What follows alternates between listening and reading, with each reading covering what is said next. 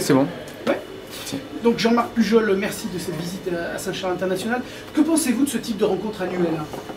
J'y suis très sensible parce que d'abord c'est une activité que je connais et que je connaissais en tant qu'avocat, notamment spécialisé dans les entreprises. Et ensuite en tant que maire parce que pour moi, le Grand Chansard et Saint-Charles, c'est la première industrie de Perpignan. Je n'oublie pas en termes de productivité, en termes de production et aussi en termes d'emploi. D'accord, c'est votre industrie. Qu'est-ce que ça représente en plus, Saint-Charles International? Écoutez, ça représente aussi l'ouverture vers le monde. On a un peu trop l'habitude de s'enfermer dans nos belles murailles catalanes. Saint-Charles, c'est des opérateurs qui sont capables d'aller chercher des produits sur tous les marchés du monde et de les vendre aussi en France, en Europe, mais ailleurs. Donc c'est un symbole aussi d'ouverture et c'est un symbole fort pour Perpignan. Vous avez dû donc être sensible à la présentation de Saint-Charles Export.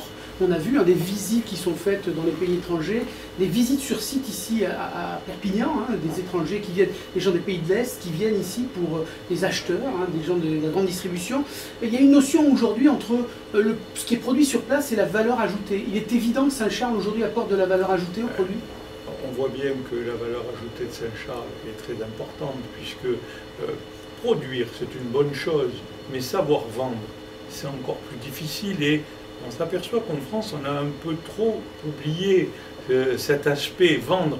Je me souviens de ce que disait Marcel Dassault, il disait j'ai beaucoup d'avions, j'ai beaucoup d'ingénieurs autour de moi, mais j'ai aussi quelques commerciaux qui vendent des Mirages et ceux-là je les admire parce que je ne sais pas comment on fait pour vendre un Mirage. Et là je crois que la valeur ajoutée, qui est la marge aussi qui reste à Perpignan, eh bien cette marge bénéficiaire et cette valeur ajoutée, ce sont les entreprises de Saint-Charles qui la créent. Il en profite aussi d'ailleurs les producteurs locaux.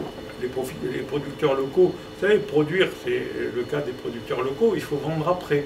Et je crois que Saint-Charles apporte l'ouverture sur les marchés extérieurs aussi aux producteurs locaux. Un dernier mot sur le Medfen, qui est un salon qui prend de plus en plus d'importance et qui est présent à Perpignan. Qui est présent à Perpignan, qui se déroule d'ailleurs dans des locaux appartenant à la ville de Perpignan. Et je suis le Medfen depuis de nombreuses années et nous souhaitons que cela s'élargisse parce que ça permet à la fois de faire connaître les entreprises de Saint-Charles, mais aussi Perpignan. Et j'y tiens particulièrement. Vous avez vu l'observation de l'un de vos adhérents indiquant quand je suis en Ukraine, les gens ne savent pas où c'est Perpignan. Et c'est pour ça que j'ai voulu que l'agglomération s'appelle Perpignan Méditerranée, parce que la Méditerranée, on sait où c'est. Très bien. Et juste, alors vraiment un dernier mot, Saint-Charles Export. Il manque le logo de Perpignan, vous avez dit. Oui, vous allez rallier Saint-Charles Export. Oui, on va y adhérer sans aucun problème, parce que je crois que l'image de marque de Perpignan aujourd'hui, celle que nous voulons porter, c'est justement d'être ouvert aux autres. Et être ouvert aux autres, c'est être capable d'aller faire du business avec les autres. Jean-Marc Pujol, merci beaucoup. Merci. Merci. Merci.